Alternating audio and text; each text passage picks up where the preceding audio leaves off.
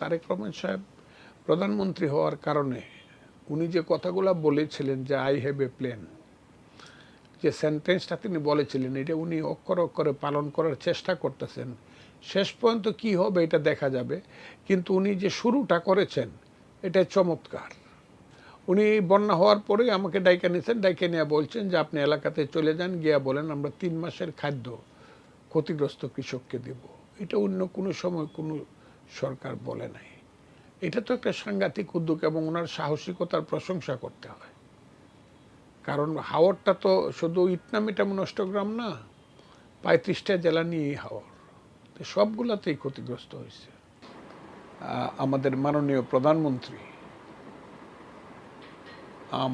আমাদেরকে ডেকেছেন, আগামীকাল 4টায় ওনার সঙ্গে আমি কথা বলবো, এলাকার কথা বলবো। প্রধানমন্ত্রীর সাথে এলাকা নিয়ে কালকে সামনাসামনি কথা হবে, উনি আমাদেরকে ডেকেছেন। আমি গত 2-3 দিন এলাকাতে ছিলাম, মানে পার্লামেন্ট যেদিন শেষ হয়েছে তার পরের দিনই এলাকাতে গেছি। ইটনা অষ্টগ্রাম গেছি, থানা হেডকোয়ার্টার সহ বিভিন্ন হাওরে হাওরে ঘুরছি।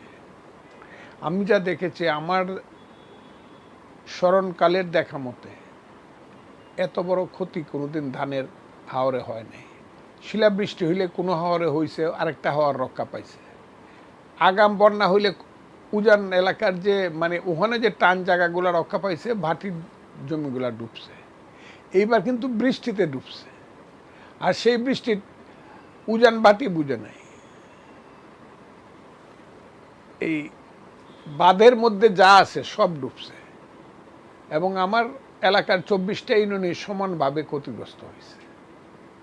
এবং এইটা আমার মনে হয় না 5 বছরেও কৃষক আর এই জিনিসটা কাভার করে উঠতে পারবে, যদি সঠিকভাবে সাহায্য সহযোগিতা দেশে এবং আন্তর্জাতিকভাবে না পায়।